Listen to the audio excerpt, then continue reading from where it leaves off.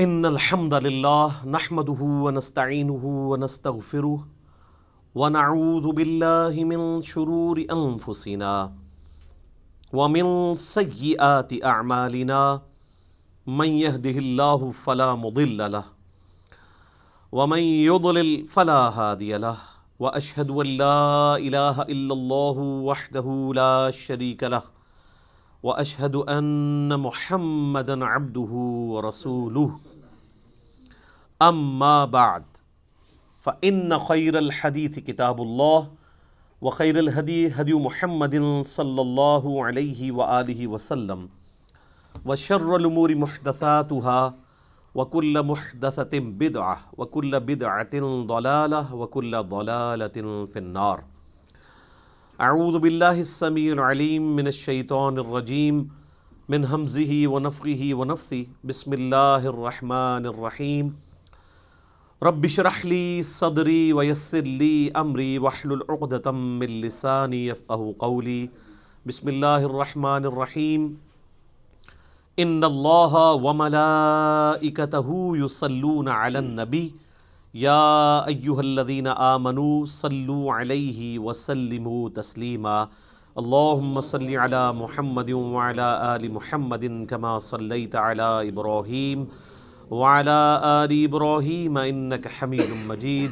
اللہم بارک علی محمد وعلی آل محمد کما بارکت علی ابراہیم وعلی آل ابراہیم انک حمید مجید. ربنا آتنا فی الدنیا حسنة وفی الآخرة حسنة وقنا عذاب النار. ربنا آتنا من لدنک رحمة وہیئ لنا من امرنا رشدا. لا الہ الا انت سبحانک انی کنت من الظالمین. حسبنا اللہ ونعم الوکیل. یا حی یا قیوم برحمتک استغیث اصلح لی شأنی کلہ ولا تکلنی الی نفسی طرفۃ عین ولا حول ولا قوة الا باللہ العلی العظیم. آمین. الحمدللہ آج 17 نومبر 2019 کو سنڈے کے دن بمطابق 19 ربیع الاول 1441 ہجری میں قرآن کلاس نمبر 4 کا انعقاد ہوگا. آج کی قرآن کلاس بھی انشاءاللہ تعارف قرآن کے اوپر مشتمل ہے اور تعارف قرآن کے حوالے سے امید ہے کہ آج کی یہ کلاس آخری کلاس ثابت ہوگی. کل 40 علمی پوائنٹس تھے جو میں نے پچھلی 3 کلاسوں میں ان میں سے کچھ حصہ کور کیا ہے. 26 پوائنٹس ہو چکے ہیں. آج انشاءاللہ علمی پوائنٹ نمبر 27 سے آن ورڈ سٹارٹ کریں گے. علمی پوائنٹ نمبر 27 وہ ہے میرے بھائیوں، قرآن حکیم کے بعض مقامات ایسے ہیں جو اپنے احکامات کے اعتبار سے منسوخ ہو چکے ہوئے ہیں، لیکن وہ ابھی بھی قرآن کا حصہ ہیں. ان کی ناسخ جو آیات ہیں وہ بھی قرآن حکیم کے اندر موجود ہیں، اور یہ قرآن حکیم کی خوبی کے طور پہ اللہ تعالیٰ نے اسے بیان کیا ہے.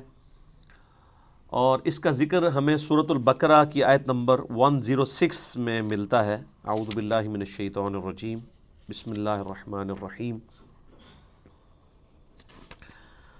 ما ننسخ من آیات او ننسیہا، ہم کوئی بھی آیت ایسی نہیں کہ اسے منسوخ کر دیں یا آپ کو بھلا دی جائے. نأتی بخیر منہا او مثلہا، ہم اس سے بہتر آیت لے آئیں گے، اس سے بہتر حکم لے آئیں گے یا اس کے برابر. الم تعلم ان اللہ علی کل شیء قدیر، کیا تم نہیں جانتے کہ اللہ تعالیٰ ہر چیز کے اوپر قادر ہے؟ تو شریعت کے اندر بھی ناسخ و منسوخ ہے، جس طریقے سے پرانی شریعتیں اور شریعت محمدیہ صلی اللہ علیہ وآلہ وسلم میں ناسخ و منسوخ کا سلسلہ ہے. شریعت موسوی کے اندر کئی چیزیں حرام تھیں جو شریعت محمدیہ صلی اللہ علیہ وآلہ وسلم کے اندر حلال ہے. جیسا کہ بخاری و مسلم کی متفق علیہ حدیث ہے، نبی صلی اللہ علیہ وآلہ وسلم نے فرمایا، مجھے اللہ تعالیٰ نے 5 خصوصیات ایسی دی ہیں جو مجھ سے پہلے کسی کو نہیں دی. ان میں سے پہلی چیز یہ ہے کہ اللہ تعالیٰ نے مجھے پوری انسانیت کے لیے پیغمبر بنا کر بھیجا ہے. اگلے پیغمبروں کو اللہ تعالیٰ کسی قوم اور قبیلے کے لیے بھیجتا تھا، میری نبوت پوری انسانیت کے لیے ہے. وما ارسلناک الا کافۃ للناس بشیرا ونذیرا. دوسرا، اگلی امتوں کے اندر نماز کے لیے اسپیسیفائڈ جگہ ہوا کرتی تھی، جبکہ اللہ تعالیٰ نے میری امت کے لیے یہ آسانی دی ہے کہ پوری زمین کو سجدہ گاہ بنا دیا ہے. شریعت موسوی میں تو آپ نمازیں ہر جگہ نہیں پڑھ سکتے تھے سوائے ان معبد والی جگہوں پہ جہاں عبادت ہوتی ہے، ٹیمپلز میں، جبکہ اس امت میں آپ جہاں مرضی نماز پڑھیں. تیسری چیز آپ نے فرمائی مال غنیمت اللہ تعالیٰ نے میرے لیے حلال کر دیا، جو اگلی امتوں میں حرام تھا. قرآن میں ذکر ہے اگلی امتوں میں مال غنیمت یعنی کافروں کا جنگ میں چھوڑا ہوا جو مال تھا اس کو اوپن میدان میں لا کے رکھتے تھے، ایک آسمان سے آگ برستی تھی اور اس کو خاک کر دیا جاتا تھا، لیکن اس امت کے لیے اسے حلال کر دیا گیا. سورۃ الانفال نازل ہوئی. چوتھی چیز آپ صلی اللہ علیہ وآلہ وسلم نے فرمایا اللہ تعالیٰ نے ایک مہینے کے روب سے میری مدد فرمائی ہے،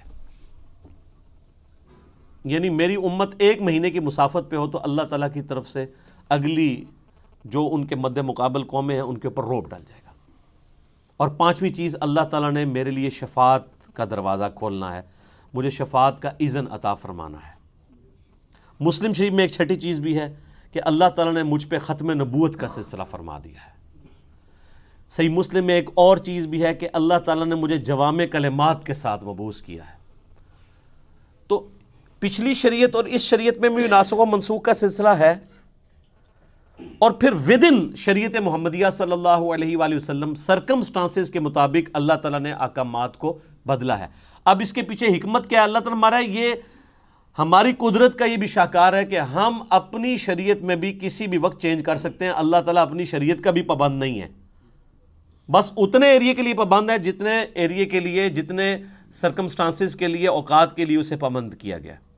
جو یونیورسل ٹروتھ ہیں وہ تو اللہ تعالیٰ ہمیشہ کے لیے ان کا پابند ہے، اس لیے کہ لا تبدیل لکلمات اللہ، اللہ کے کلمات نہیں بدلتے جو اللہ نے رولز طے کیے ہیں.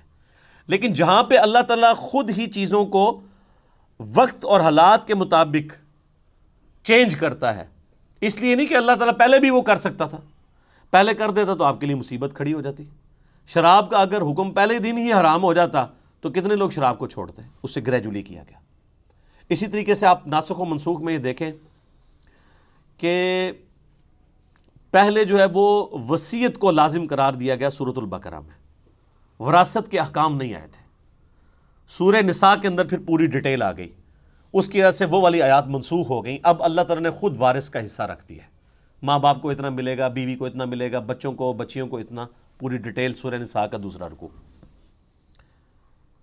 اسی طریقے سے سورۃ الانفال میں ہی پہلے آیا کہ جو ریشو پروپورشن کے اعتبار سے ایک مسلمان 10 کافروں پر بھاری ہے.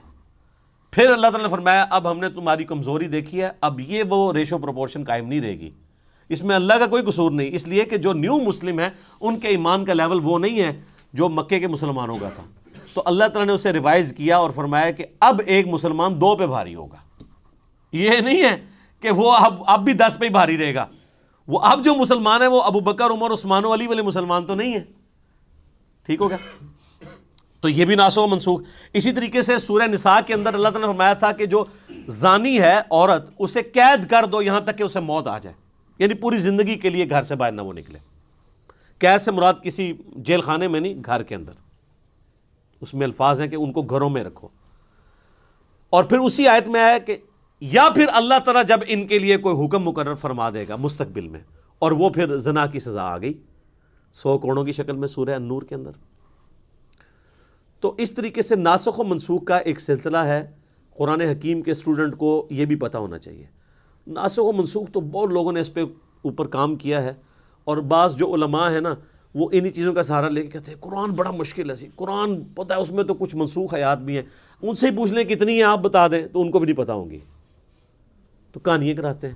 ٹوٹل 5 مقامات ہیں، اور وہ بھی آپ ناسخ و منسوخ اس اعتبار سے نہیں ہے بلکہ وہ سرکمسٹانسز کے اعتبار سے.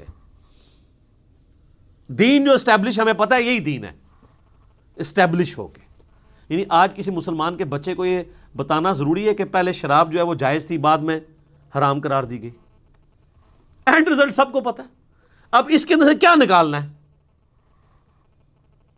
خام خواہ ایک معاملے کو الجھانا، علمی روب ڈالنا، بلکہ میں اسے علمی روب نہیں، علمی شہوت کہتا ہوں. جیسے وہ شہوات، یہ شہوت ویسے اردو میں تو لفظ نٹوریس، عربی میں شہوت یعنی کہتے ہیں کسی چیز کی لت پڑ جانا، وہ کسی بھی فارم میں ہو سکتی ہے. یہ ہم اسے سیکس کے ساتھ ریلیٹ کرتے ہیں، ویسے بھی کوئی دنیا کی محبت بھی ایک شہوات، دنیاوی شہوات. جو مسلم شریف میں حدیث ہے کہ اللہ تعالیٰ نے جنت کو جو ہے وہ تکلیف کے ساتھ ڈھانپ رکھا ہے اور جہنم کو شہوات کے ساتھ ڈھانپ رکھا ہے. یعنی دنیا کی جو لذت والی چیزیں ہیں وہ جہنم کی طرف لے جانے والی ہیں، اور جنت تک پہنچنے کے لیے آپ کو شریعت کی ہرڈلز، تکلیف دہ چیزیں عبور کرنی پڑیں گی. تو یہ علمی شہوت ہوتی ہے علماء کی، جو اس قسم کی باتیں کر کے الجھاتے ہیں. اس حوالے سے الفوز الکبیر فی اصول تفسیر شاہ ولی اللہ دہلوی کی جو کتاب ہے، انہوں نے وہ 5 مقامات ڈسکس کیے ہیں، جن میں سے 3 میں نے ویسے ہی فی البدی کر دی ہے. تو یہ چیز بھی اس حوالے سے کلیئر ہونی چاہیے. علمی پوائنٹ نمبر 28 وہ ہے میرے بھائیوں، قرآن حکیم کی کل جو 114 صورتیں ہیں جو میں نے شروع میں بتایا تھا، ان میں سے 113 صورتوں کا آغاز بسم اللہ الرحمن الرحیم سے ہوتا ہے، سوائے ایک صورت کے، اور وہ ہے سورہ التوبہ. اس کے آغاز میں بسم اللہ نہیں ہے، لیکن اوورال پورے قرآن میں 114 بسم اللہ پوری ہیں، کیونکہ سورہ نمل کے اندر آغاز میں بھی بسم اللہ آتی ہے، اور سورہ نمل میں ایز اے آیت بھی آتی ہے، اِنَّهُ مِن سُلَيْمَانَ وَإِنَّهُ بسم اللہ الرحمن الرحیم. جو ملکہ بلقیس کے پاس خط آتا ہے تو وہ کہتی ہے یہ کوئی معزز خط ہے اور یہ سلیمان کی جانب سے ہے، اور اس کا آغاز ہے بسم اللہ الرحمن الرحیم سے. تو وہ بسم اللہ اگر آپ جوڑ لیں تو 114 صورتیں ہیں قرآن کی، اور بسم اللہ بھی 114 ہی ہیں، لیکن 113 دفعہ صورتوں کے آغاز میں، اور ایک جو ہے وہ صورت بغیر بسم اللہ کے ہے، وہ سورہ التوبہ ہے، اور اس کی کمپنسیشن بھی سورہ نمل میں ایز اے آیت بھی ہے. سورہ توبہ کے سٹارٹ میں بسم اللہ نہ آنے کی کئی ایک حکمتیں لوگوں نے بیان کی ہیں. سب سے جو مضبوط رائے ہے وہ یہ ہے، چونکہ اس صورت میں اللہ تعالیٰ کے غضب کا کوڑا برسا مشرکین عرب کے اوپر، کیونکہ اس کا آغاز ہی بڑا جارحانہ ہے، برات، اعلان برات ہے. اللہ تعالیٰ نے بیزاری کا اظہار کر دیا اور اس کے رسول نے ان کافروں سے. یعنی وہ 23 سالہ جو دعوت کا دور تھا، جس میں دعوت، تبلیغ، دعوت، اور اچانک اب 23 سال کے بعد اللہ تعالیٰ کہہ رہے جی اب کوئی ذمہ داری نہیں ہے، 4 مہینے کا ٹائم ہے، یا تو یہ اسلام قبول کریں گے یا عرب کی سرزمین چھوڑ کے چلے جائیں گے، اور اگر عرب میں رہیں گے تو قتل کیے جائیں گے. عذاب استیصال ان کے اوپر آئے گا، کیونکہ اگلے نبیوں کے منکرین پہ بھی تو عذاب آتا تھا نا. قوم نوح پہ عذاب آیا نا سیلاب کی شکل میں، قوم لوط پر پتھروں کی شکل میں، قوم فرعون کو سمندر میں ڈبویا گیا. تو ہمارے نبی کے انکار کرنے پر بھی کافروں پر عذاب آنا تھا. 23 سال چھٹی دی کھلی. اس دفعہ سورہ توبہ میں آیا کہ اب عذاب کی یہ شکل ہوگی کہ مسلمانوں کی تلواریں ان پہ مسلط کی جائیں گی. اور سورہ توبہ کی آیت ہے 14 نمبر، اللہ تعالیٰ فرماتا ہے مسلمانوں اللہ تعالیٰ انہیں عذاب دے گا تمہاری تلواروں سے. تو نبی علیہ السلام کی کیس میں عذاب استیصال بجائے چنگھاڑ اور آسمان سے پتھر برسنے یا سمندر میں غرق کرنے کی بجائے تلوار کے ذریعے کافروں پر مسلط ہوا، جس کی پہلی قسط جو ہے وہ غزوہ بدر کی شکل میں آئی، اور آخری قسط جو ہے وہ مشرکین عرب پہ غزوہ حنین کی شکل میں آئی. تو یہ نبی علیہ السلام کی خصوصیت ہے. میرا اس پہ بھی لیکچر ہے، مسئلہ 85، قرآن اور قتال ہمارے نبی علیہ السلام کی 2 خصوصیات. ہمارے نبی علیہ السلام کا معجزہ بھی اگلے انبیاء سے مختلف ہے، یعنی وہ حصی معجزہ نہیں ہے دعوی نبوت والا، بلکہ قرآن ہے. اور عذاب استیصال بھی مختلف ہے، اللہ کی طرف سے نہیں ہے بلکہ قتال اور تلوار کے ذریعے مسلط ہوا. تو چونکہ اس کا ذکر تھا، اور یہی آج کل کافر بھی کوٹ کرتا ہے کہ قرآن میں دھمکی لکھی ہے. اور دھمکی وہ ان لوگوں کے لیے، آج کے کافروں کے لیے نہیں ہے، وہ اللہ کا عذاب ہے ان پر کہ 23 سال کے بعد اب اسلام نہیں قبول کیا. تو وہ اللہ کا کرنا ہوا کہ اسلام قبول ہی کر لیے سب نے. اللہ تعالیٰ نے ان کے دل اسلام کے لیے کھول دیے. وقتی طور پہ تو ڈر کے کیا تو لقاء نے، اور اللہ نے بعد میں ایمان بھی پھر استقامت دے دی لوگوں کو. تو اس لیے سورہ التوبہ میں چونکہ اللہ تعالیٰ کی جلالی صفت ڈومیننٹ ہے، غزوہ تبوک کے اعتبار سے ایون صحابہ کرام پہ بھی بڑی یعنی سخت گرفت کی گئی ہے، ان صحابہ کے اوپر جنہوں نے سستی دکھائی. تو اس لیے اس کا آغاز بغیر بسم اللہ کے، اللہ کی رحمان اور رحیم کی صفت کے بغیر ہے. تو یہ 114 کا عدد پورا ہو جاتا ہے جب سورہ نمل میں وہ بسم اللہ کر دی جائے۔ علمی پوائنٹ نمبر 29 وہ ہے میرے بھائیوں، قرآن حکیم میں آیات کتنی ہیں؟ ایسے پبلک میں تو مشہور ہے جی 6666، اے بھی جھوٹ رہا ہے، کہتے گنیاں جے، کبھی گنی کسی نے کہ قرآن حکیم میں 6666 آیات ہے بھی ہیں کہ نہیں؟ قرآن حکیم میں اگر بسم اللہ الرحمن الرحیم سورت کے شروع میں جو آتا ہے اس کو چھوڑ دیا جائے اور صرف سورتوں میں آنے والی آیات کو جمع کیا جائے تو قرآن حکیم میں کل آیات کی تعداد ہے 6236۔ اور اگر بسم اللہ کو بھی شامل کر لیا جائے ایز اے آیت تو ظاہر ہے قرآن حکیم میں 113 جگہ بسم اللہ بھی ہے سورتوں کے آغاز میں۔ وہ جو 114ویں مرتبہ ہے وہ تو سورت کے اندر ہے نا، وہ ویسے ہی ٹوٹل میں شمار ہوئی ہوئی ہے۔ 113 اس میں ایڈ کریں تو 6349 6349 ہے، اور بغیر بسم اللہ کے کریں تو 6236 آیات۔ یہ 6666 پتہ نہیں کس نے مشہور کر دی ہوئی ہے۔ وہ کورسز میں بھی ایون آپ کے جو اسلامیات پڑھائی جاتی ہے اس میں بھی یہ لکھا ہوا ہے، تو جو اسلامیات کے ٹیچر ہیں ان کو کہے کہ یار یہ کوئی مشکل کام تو نہیں ہے، میرا نا 1-1.5 گھنٹے کی پریکٹس ہے، آپ سورتوں کے شروع میں لکھا ہوتا ہے سورت کے اندر کتنی آیات ہیں وہ جمع کر کے دیکھ لیں، تو آپ حیران ہوں گے کہ آپ کو وہ باتیں بھی جن کے بارے میں آپ کو گمان بھی نہیں تھا کہ یہ تو کم از کم ٹھیک بتائی ہوں گی وہ بھی غلط بتائی ہوئی ہیں۔ تو ہم پھر رونا کیوں نہ روئیں؟ کوئی صحیح گل دسی ہے تو انہوں نے قرآن کی آیات تک بھی صحیح نہیں بتائیں کہ کل آیات کتنی ہے۔ 6236 ہیں اگر بسم اللہ کو حصہ نہ مانا جائے سورت کا۔ اچھا قرآن کا حصہ ہے بسم اللہ، یعنی سورہ فاتحہ سے پہلے جو بسم اللہ ہے یہ لکھی جاتی ہے، مصحف کا حصہ ہے۔ اس میں اختلاف ہے کہ یہ پہلی آیت ہے یا یہ آیت کے بغیر ہے، لیکن اس پہ کوئی اختلاف نہیں ہے کہ بسم اللہ قرآن کا حصہ ہے کہ نہیں۔ 113 کی 13 بسم اللہ قرآن کا حصہ ہے، لیکن ایز اے آیت ہیں یا نہیں ہے اس کے بارے میں اختلاف ہے، اور اس اختلاف سے کوئی فرق نہیں پڑتا۔ اس کی وجہ یہ کہ مصحف تو پھر بھی بسم اللہ سے سٹارٹ ہوتا ہے اور والناس پہ ختم ہوتا ہے۔ ایون کوئی ایسے مقامات بھی قرآن حکیم میں ہیں جہاں پہ کوئی اکا دکا شاذ اقوال ملتے ہیں کہ یہ جو آیت ہے یہ ایک آیت نہیں، یہ 2 آیات ہیں، تو کوئی فرق نہیں پڑتا، اسے کوئی 2 بھی گن لے، مصحف میں جو کچھ لکھا ہے وہ تو اپنی جگہ موجود ہے نا، اس میں کوئی تبدیلی نہیں ہے۔ علمی پوائنٹ نمبر 30 نمبر، قرآن حکیم میں صورتیں عموماً جوڑوں کی شکل میں ہیں، اور یہ اللہ تعالیٰ کی سنت ہے۔ سورہ ذاریات میں ہے کہ اللہ تعالیٰ نے مخلوقات کو جوڑوں کی شکل میں پیدا کیا ہے۔ جوڑا جو ہوتا ہے نا وہ آپ کو پتہ ہے ایک دوسرے کا ریسیپروکل ہوتا ہے، مرد ہے عورت ہے، میل فیمیل،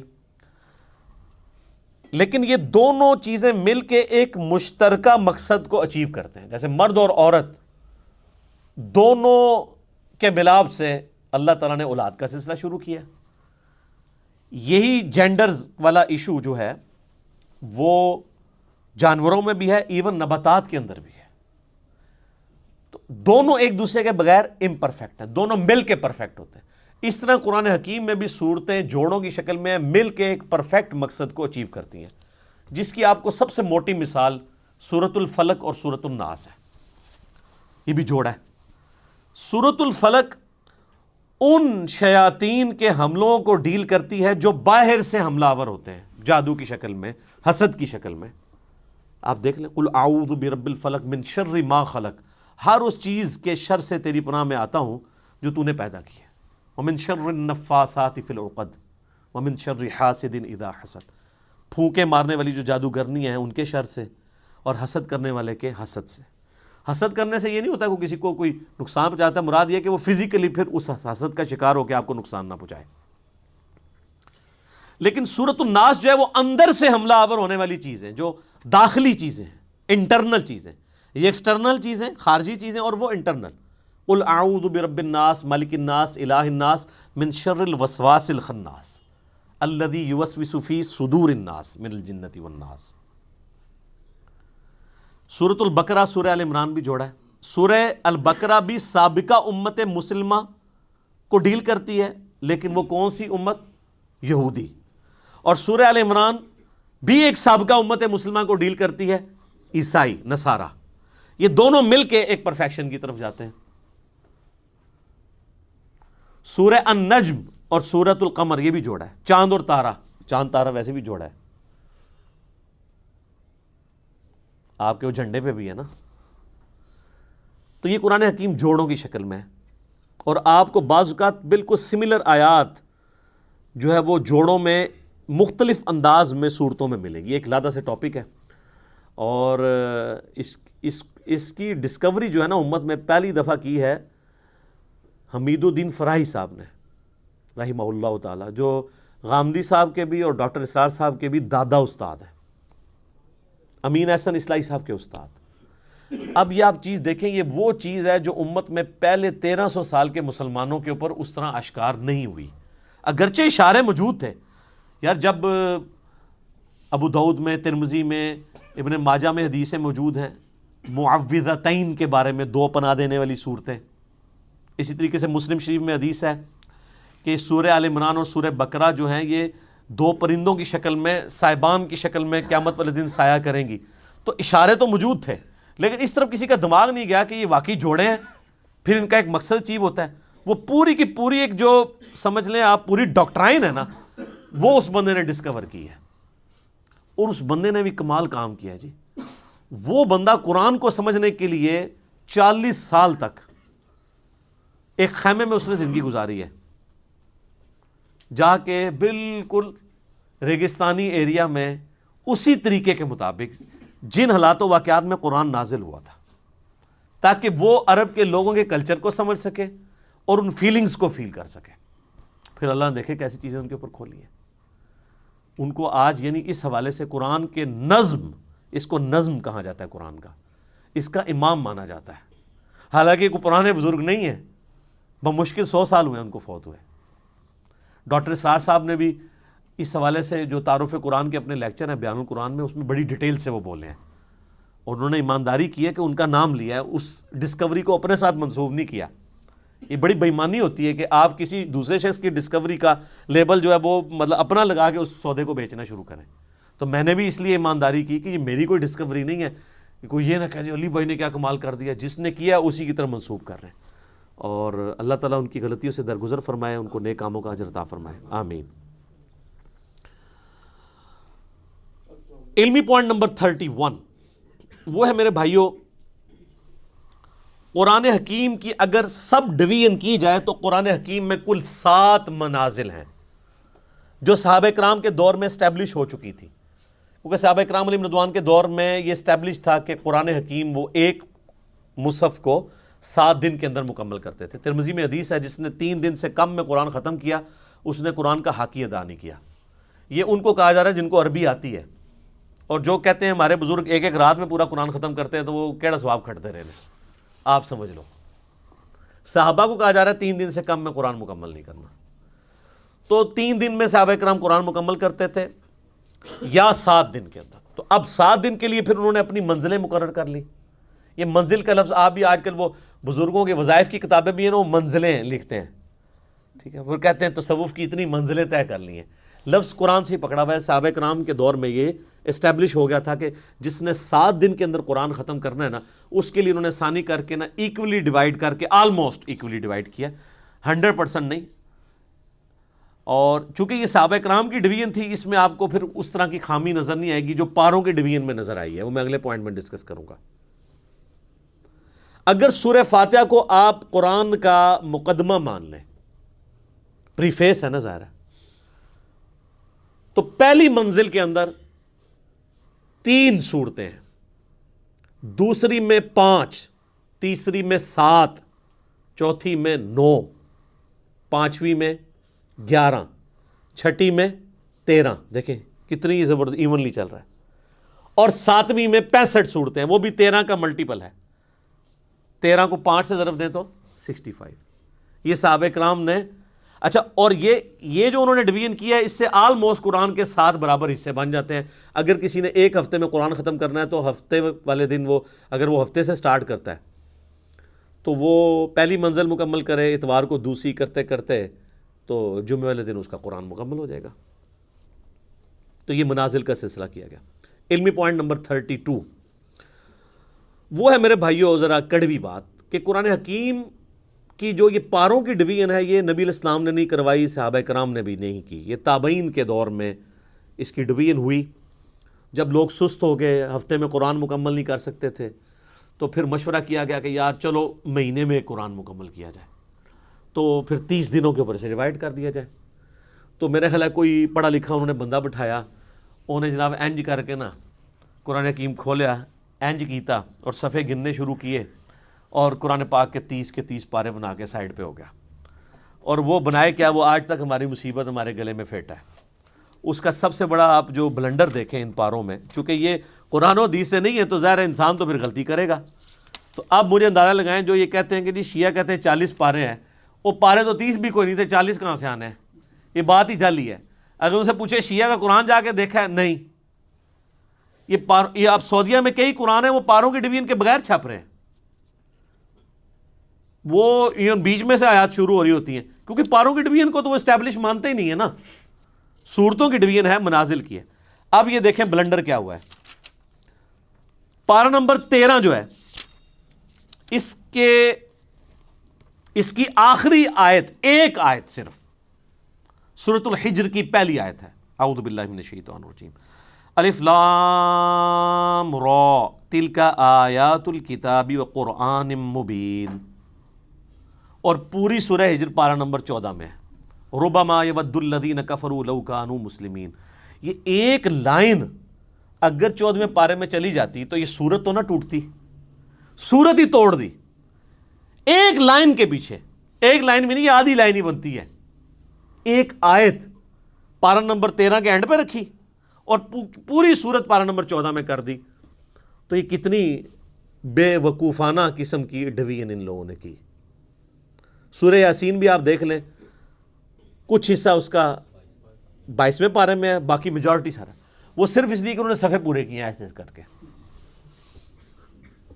اور یہ ایسے ایسے کر کے بھی اگر آپ الفاظ دیکھیں تو ابھی بھی پورے نہیں ہیں۔ آج کے دور میں تو ہم میتھمیٹیکلی بھی کر سکتے ہیں، ابھی بھی پاروں کو ریوائز کیا جا سکتا ہے، ایونلی ابھی بھی ڈسٹریبیوٹ کوئی نہیں ہے۔ اگر آپ کہنا کہ 100% ہر پارے کے رکوع یا اس کے الفاظ یا اس کی لینتھ برابر ہے دوسرے کے، تو ایسا نہیں ہے۔ رکوع تو چلے برابر نہیں ہو سکتے، چھوٹے بڑے، الفاظ تو برابر ہو سکتے ہیں نا، آیات بھی برابر نہیں ہو سکتی، چھوٹی بڑی ہیں، نہیں نظر آئیں گی آپ کو۔ تو یہ پاروں کے ڈویژن کو ہم سرے سے مانتے ہی نہیں ہیں۔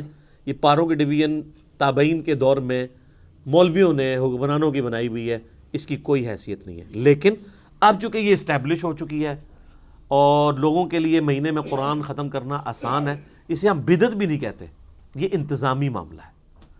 آپ اگر 3 مہینے میں قرآن ختم کرنا چاہتے ہیں تو آپ مزید ڈویژن کر لیں، آپ سال میں قرآن ختم کرنا چاہتے ہیں آپ مزید ڈویژن کر لیں، جتنی مرضی کریں، جس طرح کہ آپ دیکھیں رکوع کے کیس میں ہوئی ہے، وہی اگلا پوائنٹ ہے۔ علمی پوائنٹ نمبر 33، قرآن حکیم میں جو صورتوں کے اندر مضامین ہیں نا، ان مضامین کو ذہن میں رکھتے ہوئے ان کو رکوعوں میں ڈیوائیڈ کیا گیا ہے۔ یعنی ایک طرح کا مضمون ہے یا ایک طرح کا ایک واقعہ ہے جو کنکلوڈ ہو رہا ہے، تو اس کو پورے کو ایک رکوع میں رکھا گیا ہے۔ اور یہ کمال کی بات ہے کہ رکوع بھی اگرچہ بعد میں ڈیفائن ہوئے ہیں، صحابہ نے نہیں کیے، لیکن یہ کام جن لوگوں نے کیا ہے بڑی محنت سے کیا ہے، اور واقعی نظر اکا دکا مقامات پہ آپ اختلاف کر سکتے ہیں، ادروائز اگر آپ اوورال دیکھیں نا، جو رکوع ہے نا وہ اتنے پیارے خوبصورتی سے ڈیوائیڈ کیے گئے ہیں کہ پورے کے پورے مضمون ایک رکوع کے اندر کور ہوتا ہے، اور جیسے ہی اگلا رکوع شروع ہوتا ہے ایک نیا مضمون ہے۔ یہ داد دینی پڑے گی، جس طرح 30 پاروں میں انہوں نے جو بلنڈر کیا اس کو ہائی لائٹ کرنا ضروری ہے، یہ داد دینا بھی ضروری ہے کہ رکوعوں کی ترتیب بڑی زبردست لگائی ہے۔ اور اس میں انہوں نے دیکھیں خود مانا ہے کہ پاروں کی ترتیب غلط ہے، اس میں انہوں نے پاروں کا بھی خیال نہیں رکھا۔ ہونا تو چاہیے تھا کہ ایک پارہ ختم ہو رہا ہے تو رکوع بھی ختم ہو، ایسا نہیں ہے۔ آپ ذرا سورہ یاسین کا دوسرا رکوع دیکھیں، سورہ یاسین کا دوسرا رکوع جو ہے وہ پارہ نمبر 22 سے شروع ہوتا ہے، وَاضْرِبْ لَهُمْ مَثَلًا أَصْحَابَ الْقَرْيَةِ،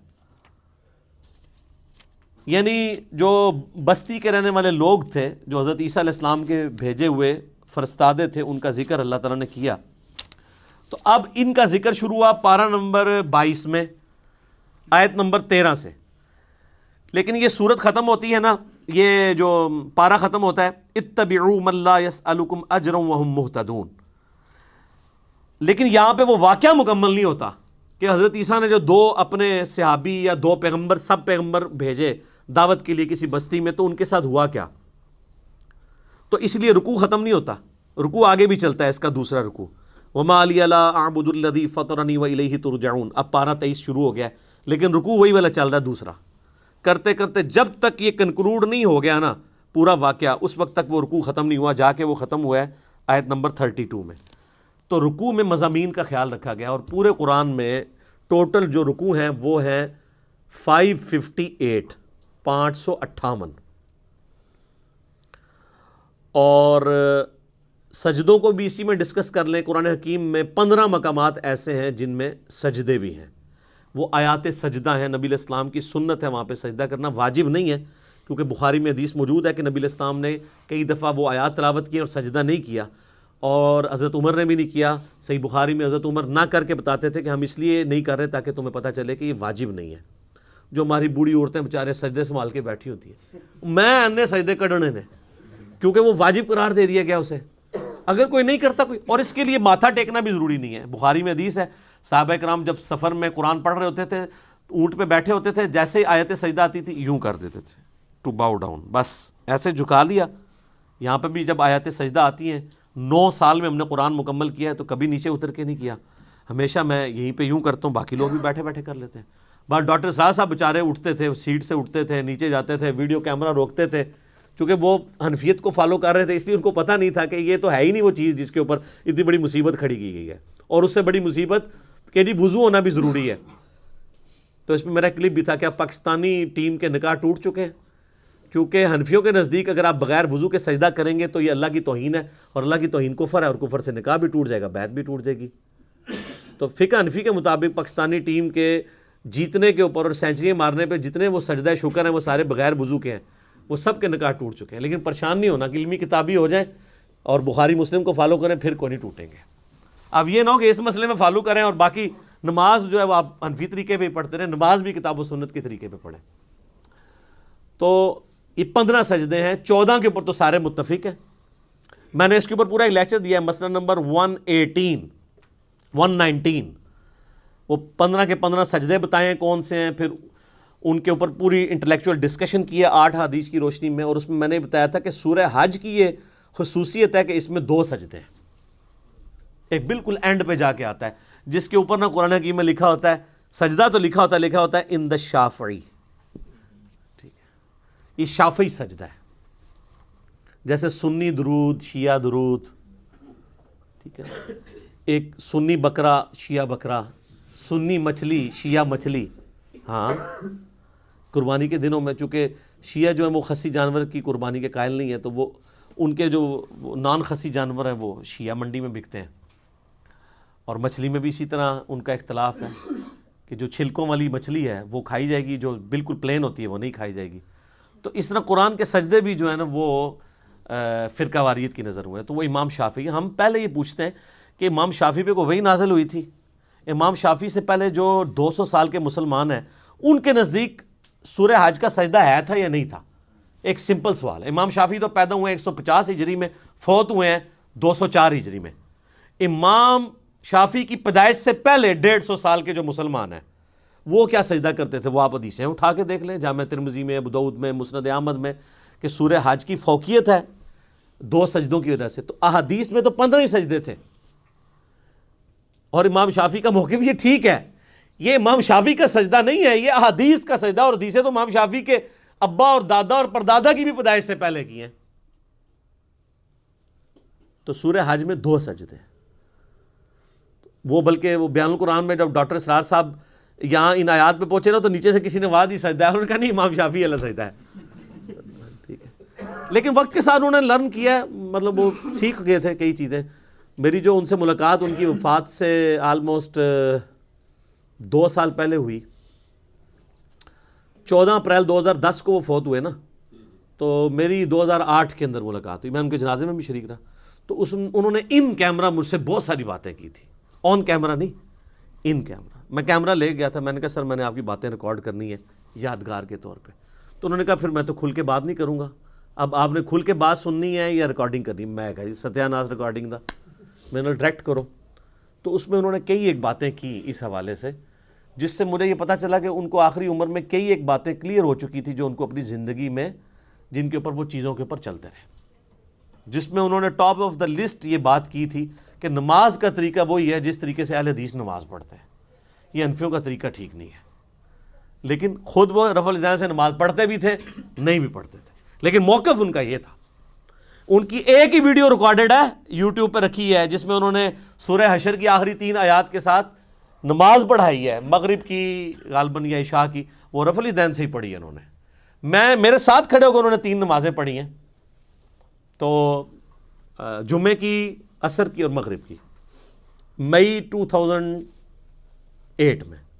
تو انہوں نے سنت کے مطابق نماز پڑھی، رکوع میں جاتے وقت، رکوع سے اٹھتے وقت رفع الیدین کیا، الحمدللہ۔ علمی پوائنٹ نمبر 34 وہ ہے میرے بھائیوں، قرآن حکیم فلسفے یا سائنس کی کتاب نہیں ہے، بلکہ یہ کتاب ہے ہدایت انسانی کی۔ اگرچہ اس میں سائنٹیفک فیکٹ سے ریلیٹڈ 1000 سے زیادہ آیات ہیں، لیکن ان فزیکل فینامنا آف نیچر یا التذکیر بآلاء اللہ کے ذریعے اللہ کا تعارف کروایا گیا ہے۔ مقصد سائنٹیفک فیکٹس بیان کرنا نہیں ہے۔ تو قرآن ایک لٹریچر کی بک ہے، اور اس لٹریچر کی بک کا مقصد بھی انسانی ہدایت ہے۔ اگرچہ اس میں کئی ایک مضامین ڈسکس ہوئے ہیں، کئی ایک ٹاپکس ڈسکس ہوئے ہیں، لیکن مرکزی چیز التذکیر ہے۔ وَأُوحِيَ إِلَيَّ هَذَا الْقُرْآنُ لِأُنذِرَكُم بِهِ وَمَن بَلَغَ۔ اے نبی فرما دو اللہ نے قرآن میری طرف اس لیے وحی کیا ہے تاکہ اس کے ذریعے میں تمہیں بھی تبلیغ کر دوں، اور جس تک یہ قرآن پہنچ جائے وہ اسی قرآن کے ذریعے تبلیغ کرے۔ تذکیر، نصیحت، ڈر سنانا، اور کہیں کہیں خوشخبری بھی ہے۔ لیکن ہمارے لوگوں نے خوشخبری ڈومیننٹ لی ہوئی ہے، ڈر کو نیچے کر دیا۔ اس کا اینڈ رزلٹ آپ کے سامنے ہے، سب کہہ رہے ہیں جو کچھ بھی ہے تیرے محبوب کی امت سے ہے۔ ٹھیک ہے، موجہ مارو، عقل نہ ہوئے تو موجہ ہی موجہ، عقل ہوئے تو سوچیں ہی سوچا۔ تو یہ اس لیے اس چیز کو آپ نے ذہن میں رکھنا ہے قرآن پڑھتے ہوئے۔ اچھا، علمی پوائنٹ نمبر 35 وہ ہے قرآن حکیم کو سمجھنے کے لیے جہاں تک تعلق ہے شرعی احکامات کا، شریعت محمدیہ صلی اللہ علیہ وآلہ وسلم کا، تو اس کے لیے ہم اپنے سلف کی طرف رجوع کریں گے کہ صحابہ، تابعین، تبع تابعین نے ان معاملات کو کیسے سمجھا۔ نکاح طلاق کے مسئلے ہوں گے، وضو کے مسائل ہوں گے، نماز کا طریقہ ہوگا، نکاح سے ریلیٹڈ چیزیں ہوں گی، کیونکہ ان کا تعلق سائنس کے ساتھ تو نہیں ہے۔ البتہ جن چیزوں کا تعلق سائنٹیفک فیکٹس کے ساتھ ہے، اس میں ہم اپنے سلف کی طرف نہیں دیکھیں گے، بلکہ خلف کی طرف دیکھیں گے، کیونکہ ہمارے سلف کو تو کئی چیزیں پتہ ہی نہیں تھی سائنٹیفک فیکٹس کے اعتبار سے۔ میں بتا رہا امام غزالی نے کیمیائے سعادت میں لکھا ہے کہ سورج جو ہے وہ زمین سے 5 گنا بڑا ہے، 60 گنا بڑا، مختلف اقوال ہیں۔ آج ہمارے بچے کو بھی پتا ہے کہ 60 گنا نہیں ہے، 6000 گنا بھی نہیں ہے، 6 لاکھ گنا بھی نہیں، 13 لاکھ گنا بڑا ہے سورج۔ تو ہمارے بزرگوں کو نہ علم غیب تھا نہ علم سائنس تھا، اس لیے اتنی بڑی بڑی غلطیاں ان سے ہوئی۔ تو سائنٹیفک فیکٹس کے لیے آپ پریزنٹ دور میں دیکھیں گے، ایمبریولوجی سے ریلیٹڈ آیات ہوں، جیولوجی سے ریلیٹڈ آیات ہوں، اسٹرانومی سے ریلیٹڈ آیات ہوں، اس میں سلف کی رٹ نہیں لگائیں گے کہ سلف نے لکھ دیا ہے، ٹھیک ہے، تو اب ہم نے اسی کو فالو کرنا ہے۔ اب آپ کو پتا قرآن حکیم میں جگہ جگہ آیا نا کہ دل اندھے ہو چکے ہیں، یہ سوچتے نہیں، ان کو ہم نے دل دیا تھا۔ تو پرانے اسلاف نے ان سے رزلٹ یہ نکالا کہ دماغ سوچتا ہی نہیں، دل سوچتا ہے، اور انہوں نے دماغ کے سوچنے کا بھی انکار کر دیا۔ وہ تو پھر آج ہمیں سائنس بتا رہی ہے کہ دل بھی سوچتا ہے، دماغ بھی سوچتا ہے۔ اس کے اوپر میرا کلپ ہے، انسٹرومنٹ آف انٹلیکٹ، وہ دماغ ہے یا دل، وہ آپ دیکھ لیں، دونوں سوچتے ہیں۔ لیکن قرآن حکیم میں چونکہ ذکر بار بار آیا دل کا، تو انہوں نے کہا دماغ سوچتا ہی نہیں ہے۔ اب اس میں ہم سلف کی بات نہیں مانیں گے، خلف کی بات مانیں گے، جنہوں نے سائنٹیفکلی چیزوں کو لرن کیا۔ اور قرآن میں صرف دل کا ذکر نہیں ہے، افئدہ کا لفظ بھی آیا ہے، وہ دماغ کی طرف بھی جا سکتا ہے۔ سینٹر، عقل کا ذکر آیا ہے۔ اب وہ عقل کے لیے ضروری نہیں کہ وہ دل ہی ہو، دل بھی سوچتا ہے۔ یہ بھی علیحدہ بات ہے کہ یہ بھی اب ریسنٹ ڈسکوری ہے، یوٹیوب پہ اس کے حوالے سے ویڈیوز بھی موجود ہیں۔ پہلے لوگ دل کے سوچنے کو نہیں مانتے تھے، چونکہ قرآن لٹریچر کی بک ہے اس لیے قرآن دل کا ذکر ڈومینیٹ کرتی ہے. ایک سائنٹسٹ ہے جس کو پتہ ہے کہ دماغ سوچتا ہے، وہ کبھی نہیں کہے گا کہ آج میرا دماغ کر رہا ہے کہ میں بریانی کھاؤں، وہ بھی کہے گا میرا دل کر رہا ہے آج بریانی کھاؤں، کیونکہ لٹریچر کی زبان میں دل کا لفظ ہی بولا جاتا ہے. تو قرآن حکیم کا سٹائل لٹریچر کا سٹائل ہے. تو اس لیے اس چیز کو آپ نے ذہن میں رکھنا ہے، ادروائز آپ کے لیے مصیبت کھڑی ہو جائے گی کہ آپ نے ان احکامات کے اعتبار سے جو ہے وہ سلف کی طرف دیکھنا ہے اور سائنٹیفک فیکٹس کے اعتبار سے خلف کی طرف دیکھنا ہے. اور اس میں یہ بھی یاد رکھیے گا کہ قرآن حکیم میں کامیابی انہی لوگوں کے لیے ہے کہ قرآن پہ عمل بھی کریں. یہ سلف خلف کی بحث میں خالی نہ وہ پڑھے رہیں کہ جی اس آیت کی تشریح یہ ہے اس کی یہ ہے، اور لوگ یہ وہی چیز ہے جسے میں علمی شہوت کہتا ہوں. یہ علمی شہوت ہے، صرف اس پہ عمل بھی کرنا ہے. عمل کیے بغیر اس کی پریکٹیکل برکات حاصل نہیں ہوگی. صحیح مسلم میں حدیث ہے نا، حضرت عمر کہتے ہیں کہ نبی علیہ السلام فرمایا اللہ تعالیٰ اس کتاب کی وجہ سے قوموں کو عروج دے گا اور قوموں کو زوال بھی دے گا. عروج دیا ہے صحابہ کرام کو، کہاں ان بدوؤں کو اٹھا کے دنیا کا امام بنا دیا. اور وہ رومن اور پرشین امپائر جو ہزاروں سال سے استحصال کر رہی تھی انسانیت کا، اکھاڑ کے رکھتی ہیں ود ان 17 ایئرس. یعنی مسلمانوں کی اگر آپ گراف جو اوپر جانا شروع ہے وہ تو 2 ہجری کے بعد ہے.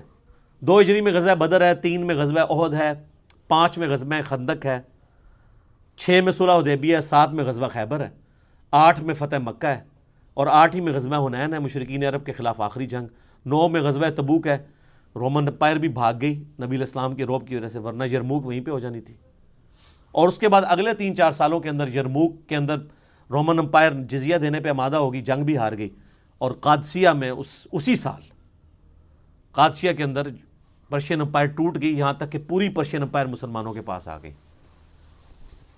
تو یہ صحابہ کرام کو اللہ تعالیٰ نے قرآن کے ذریعے اٹھایا ہے، انہوں نے قرآن پہ عمل بھی کیا ہے. آج بھی جو قرآن پہ عمل کرے گا نا اسی کو قرآن سمجھ آئے گا، ادروائز قرآن اس کو لگے گا یہ تو ایک بے ہنگم سی کتاب ہے، نعوذ باللہ. اور آپ دیکھیں مشرکین عرب کے اندر 2 خامیاں تھیں، اللہ نے وہ کیسی دور کی. نمبر 1 خامی تھی کہ وہ طوائف الملوکی کا شکار تھے، آپس میں لڑتے رہتے تھے. نمبر 2 چٹے ان پڑھ جاہل تھے. اللہ نے یہ 2 خامیاں کیسے دور کی؟ انہیں قرآن کے ذریعے ان کی زبان میں ہی ایسا علم دیا کہ یہودی اور عیسائی جو ان کو امی کہتے تھے ان کی زبانیں بھی ان کے سامنے بند ہو گئیں. جنہوں نے سورۃ المائدہ سورہ نساء پڑھ لی ان کے سامنے کون پریسٹ بیٹھ سکتا ہے، ان کے ساتھ علمی ڈسکشن کر سکتا ہے. اور دوسری خامی جو طوائف الملوکی تھی، نبی صلی اللہ علیہ وآلہ وسلم کی شکل میں ان کو ایک ایسا لیڈر دیا کہ سارے عرب قبائل ان کے نیچے جمع ہوئے. پھر رومن پرشین امپائر انہیں الٹ ہی دینی تھی نا. اور ان 2 خامیوں کو دور کر کے اللہ نے ان کی 2 خوبیاں یوٹیلائز کر لی. ایک خوبی ان کے اندر یہ تھی کہ جب وہ کسی کو زبان دیتے تھے پھر گردن ہی کٹتی تھی. بیعت کا مطلب تھا کہ اب بس اس کے ساتھ بیعت کر لی، اب جو بھی یہ کہے گا ماننا ہے، چاہے جان بھی دینی پڑے. ابو جہل نے دی ہے نا، کفر کے لیے ہی دی ہے، لیکن زبان پہ قائم رہا ہے، اس کے ماننے والے بھی قائم رہے. یہ تو یہودی تھے جو کمزور ایمان والے تھے نا، ان کو پھر اللہ نے اٹھایا بھی تو نہیں. 10 یہودی بھی مسلمان نہیں ہوئے. اوس اور خزرج نے اسلام قبول کیا ہے نا، عربیوں نے، چٹے ان پڑھوں نے. تو اللہ نے ان کی یہ جو خوبی تھی. اور دوسرا یہ عرب کے لوگ ٹف ماحول کے عادی تھے. رومن اور پرشین امپائر تو اپنے آپ کو سپر پاور کنکلوڈ کر چکے تھے، انہوں نے سوچے نہیں تھا ہمیں کوئی چیلنج بھی کر سکتا ہے. اور یہ عربی روکھی سوکھی کھا کے بھی کئی دن فاقے کر کے بھی، اونٹوں پہ ریگستانی سفر کر کے بھی، یہ تو عادی تھے ہارٹ آف ماحول کے. ان کی تو کوئی چیز بھی اسٹیک پہ نہیں لگی تھی، نہ ان کے پاس محلات تھے، یہ تو کہیں پہ بھی سو جایا کرتے تھے. ٹھیک ہے، خود بھی پتے کھا کے گزارا کر لیتے تھے. تو ایسے لوگ جن کے لیے دنیا میں کوئی لگژریس لائف نہیں تھی، یہ ان کی بہت بڑی خوبی تھی. تو یہ جب ٹکرائے ہیں تو انہی کا اسلحہ ان سے چھین کے ان کو الٹ کے رکھ دیا انہوں نے. اور پھر ایسی داغ بیٹھی ہے کہ وہ جو شروع کی محنت ہے 1000 سال تک پھر سب دنیا پہ حکمرانی کی ہے نا مسلمانوں نے، سپر پاور رہے ہیں. آج کہتے ہیں جی جناب وہ ہم حکمران تھے پھر کیا ہو گیا. تو جو تھے وہ زمانے میں معزز تھے مسلمان ہو کر، اور تم خار ہوئے تارک قرآن ہو کر. یہ مسلم کی حدیث کا ترجمہ کیا ہے ڈاکٹر اقبال نے جواب شکوہ میں، جو صحیح مسلم میں حدیث ہے اللہ تعالیٰ اس کتاب کی وجہ سے قوموں کو عروج دے گا اور اس کتاب کی وجہ سے قوموں کو زوال دے گا. اسی کو ٹرانسلیٹ کیا ہے. تو یہ بات یاد ہے، اور مجھے ڈاکٹر سرار صاحب کی بات بار بار یاد آتی ہے. انہوں نے تعارف قرآن میں بھی یہ بات کی تھی کہ جو قرآن کی اس دعوت کے اوپر عمل نہیں کرے گا نا، اسے کبھی بھی قرآن کا اتار چڑھاؤ، قرآن کا مزاج سمجھ نہیں آئے گا، کیونکہ آپ ان کیفیتوں سے گزریں گے ہی نہیں۔ قرآن والی کیفیتوں سے آپ کب گزریں گے؟ جب آپ معاشرے سے ٹکرائیں گے۔ قرآن کہہ رہا ہے یہ کرو، معاشرہ کہہ رہا ہے یہ کرو، تو آپ کو معاشرے کی تیکھی باتیں سننی پڑیں گی، اس کی وجہ سے آپ کی تطہیر ہوگی، اللہ کے لیے آپ کو صبر کرنا پڑے گا۔ ہو سکتا ہے کبھی کبھار گالیاں کھانی پڑیں اور کبھی تک مار تک بھی نوبت آ جائے۔ جب تک یہ نوبت نہیں آئے گی تو وتواصوا بالحق اور وتواصوا بالصبر کیسے آپ کو سمجھ آئے گا؟ میٹھی میٹھی باتیں کرنے سے، میلاد کانفرنسز کرنے سے، محرم کی شیرنی بانٹنے سے، محفل میلاد کرنے سے، محفل قرآن کرنے سے، تلاوت کے محفل قرات کروانے سے اور نعتیہ مقابلے کروانے سے تو کوئی فرق نہیں پڑتا۔ فرق تو اس وقت پڑے گا جب آپ سود کے خلاف بولیں گے، فرق تو اس وقت پڑے گا جب آپ جو ہے ناچ گانے کے خلاف بولیں گے، بے پردگی کے خلاف بولیں گے، بے حیائی کے خلاف بولیں گے، اور آپ یہ کہیں گے کہ بابوں کا دین اور ہے اور کتابوں کا دین اور ہے۔ کتابیں تو یہ بتا رہی تھی، ہمارے بزرگ ہمیں کیا بتا کے گئے ہیں؟ ہر چیز ہی غلط نکلی ہے۔ آج لوگوں کی داڑھیاں سفید ہو گئی ہیں، وہ کہتے ہیں او یار پوری زندگی کہاں گزار دی، اب پتہ چلا دین یہ تھا۔ یہ ہمیں کیا لوگ دین سکھاتے رہے ہمارے بزرگ بابے؟ تو یہ ساری کی ساری کیفیات، ان تکلیفوں سے جب بندہ گزرے گا پھر وہ کندن بنے گا، اور اس کے لیے قرآن پہ عمل کرنا ضروری ہے۔ ادروائز قرآن میں آپ کے لیے کوئی ہدایت نہیں ہے، یہ بھی ایک لٹریچر کی کتاب ہے، جس طرح باقی سٹوری بک ہیں، آپ پڑھ کے سائڈ پہ ہو جائیں۔ جب یہ وہ کتاب ہے جو آپ پہ اثر اس وقت چھوڑے گی، آپ کو اللہ تک اس وقت پہنچائے گی جب آپ اس کتاب پہ عمل کریں گے۔ وہی بڑا مشکل کام ہے، کتاب پہ عمل کرنا۔ تو میرے بھائی یہ تو پولیس رات پہ چلنے کے مترادف ہے۔ پولیس راہ سے تو ایک دفعہ گزرنا پڑنا ہے، اس کتاب پہ عمل کرنے والے کو تو روزانہ پولیس راہ سے گزرنا پڑتا ہے۔ کبھی معاشرہ آڑے آتا ہے، کبھی ماں باپ آڑے آتے ہیں، کبھی بیوی بچے آڑے آتے ہیں، کبھی دنیاوی منفعت آڑے آتی ہے، کبھی ایک پورا سسٹم، آپ بالکل اس میں اکیلا اپنے آپ کو فیل کرتے ہیں۔ اب ہمارے بھائی جب یعنی قرآن و سنت پہ عمل کرتے ہیں، وہ کہتے ہیں نہیں ہمیں لگتا ہے معاشرے سے کٹ کے، تو میں کہتا ہوں یار شکر ادا کرو، انگلی کٹا کے شہیدوں میں شامل ہو گئے، اب صحابہ کرام کو یاد کرو، اہل بیت کو یاد کرو، جن کو غزوہ بدر میں اس لیول پہ آنا پڑا کہ ایک طرف باپ کھڑا ہے تو دوسری طرف بیٹا کھڑا ہوا ہے۔ آپ پہ یہ نوبت تو نہیں آئی کہ اللہ نے آپ کو یہ آزمایا ہو کہ آپ مسلمانوں کی طرف سے اپنے باپ کو مارنے کے لیے غزوہ بدر میں اتر آؤ، تو تم تو اس قابل ہی نہیں تھے۔ ویسے تم لاکھ کہتے رہو کہ تیرے ہوتے جنم لیا ہوتا، کچھ بھی نہیں سی ہونا رفا دن، پھر بھی نہیں سی تو شروع کرنا، ٹھیک ہے، تیرے ہوتے جنم لیا ہوتا، لازم کہتے رہو، آپ کوئی فرق نہیں پڑتا۔ سر وہ بڑا مشکل وقت تھا، بڑی تکلیف دہ چیزیں تھیں اس کے اندر۔ سیدنا حذیفہ ابن یمان کی حدیث میں بار بار یاد کرتا ہوں، اس کو آپ پلے باندھ لیں، صحیح مسلم میں جہاد والے چیپٹر میں۔ ان کے پاس کچھ لوگ آتے ہیں اور کہتے ہیں حضرت کتنے خوش نصیب ہیں آپ، رسول اللہ کی صحبت کی صلی اللہ علیہ وآلہ وسلم، آپ کی زیارت کی، کاش ہم بھی آپ کا زمانہ پاتے حضور کے ساتھ مل کے جہاد کرتے، ٹھیک ہے۔ جس طرح آج کل لوگ کہتے ہیں کبھی تیرے تلووں سے لپٹ جاتا، کبھی کچھ کرتا، وہ جو حسن نثار صاحب نے پوری ایک نعت لکھی ہوئی ہے۔ باقی حسن نثار صاحب کا جو کردار ہے وہ آپ سب لوگوں کے سامنے ہے، مجھے اس کو ہائی لائٹ کرنے کی ضرورت نہیں ہے۔ وہ جو نعت لکھ رہے ہیں وہ ان کے اپنے اوپر نظر آ رہی ہے، وہ خود فیصلہ کر لیں۔ نعت لکھنا بہت آسان ہے، یہ ہے وہ جو دین بہت آسان ہے، اس پہ چلنا مشکل ہے۔ تو صحیح مسلم کے الفاظ ہیں، حذیفہ ابن یمان کہتے ہیں یہ اتنا آسان کام نہیں، اتنے بڑے بڑے دعوے نہ کرو، نعتہ نہ لکھو، آج دے دور ایڈی مشکل نعتہ نہ لکھو۔ ان کا میں تمہیں ایک واقعہ صرف اپنی زندگی کا سناتا ہوں، اور یہ مسلم شریف ہے سر، مولانا شریف نہیں ہے، بزرگ شریف نہیں، کہانی شریف نہیں ہے، مسلم شریف ہے۔ حذیفہ نام لکھیں آپ، حذیفہ لکھیں اور خندق لکھیں، یہ دو لفظ لکھیں، اسلام 360 میں کھل جائے گا۔ نمبر نہ منگیا کرو، اللہ جو بندے ہو تھوڑا جا آپ بھی کوئی کام کرو۔ 5ویں کلاس کے بچے کو اسلام 360 دے دینا، 5 منٹ بعد میں اس کو کہوں گا وہ حدیث ڈھونڈ دے گا، ایڈے وڈے ٹگے نہیں۔ آپ یونیک لفظ لکھیں، میں بول رہا ہوں حذیفہ ابن یمان غزوہ خندق کا موقع، آپ حذیفہ لکھیں، خندق لکھیں، تو اسلام 360 حافظہ اللہ تعالی آپ کو حدیث کھول دے گا۔ مسلم شریف سلیکٹ کر لیں، مسلم شریف بھی نہ سلیکٹ کریں، حدیث کی کتابیں کریں، وہ خود ہی بتائے گا یہ حدیث کہاں پہ ہے۔ چلو، تو حذیفہ ابن یمان کہتے ہیں رضی اللہ تعالیٰ عنہ، نبی علیہ السلام نے ایک سخت سردیوں کی رات میں، جبکہ آپ کو پتہ ہے غزوہ احزاب کے موقع پہ کتنا مشکل وقت تھا، خندق کھودی ہوئی ہے، اس طرف کافر بیٹھے ہیں، اس طرف مسلمان بیٹھے ہوئے ہیں، سخت سردی ہے، بڑا ٹف ماحول ہے۔ نبی علیہ السلام نے کہا کون ہے جو اٹھے اور جا کے کافروں کی جاسوسی کرے اور جنت میں اپنے نبی کا پڑوس حاصل کر لے. ہائے ہائے ہائے ہائے, یہ سارے نعتوں والے کہتے ہیں میکرو ہو جڑا سی اینج کر کے. یہ کہنا آسان ہے, غلامی رسول میں جو داڑھی نہیں رکھ رہا اس کو موت کہاں سے قبول ہونی ہے؟ غلامی رسول میں جو فجر کی نماز نہیں اٹھ کے پڑھ سکتا بسترا چھوڑ کے, اس نے موت کہاں سے قبول کرنی ہے؟ حضرت حذیفہ ابن یمان کہتے ہیں کہ اتنی بڑی بشارت سن کے بھی کوئی ایک صحابی بھی نہیں تھا جو کھڑا ہو, اس لیے کہ سخت سردی کی رات تھی, لوگ چاہتے تھے کسی اور کی ڈیوٹی لگ جائے.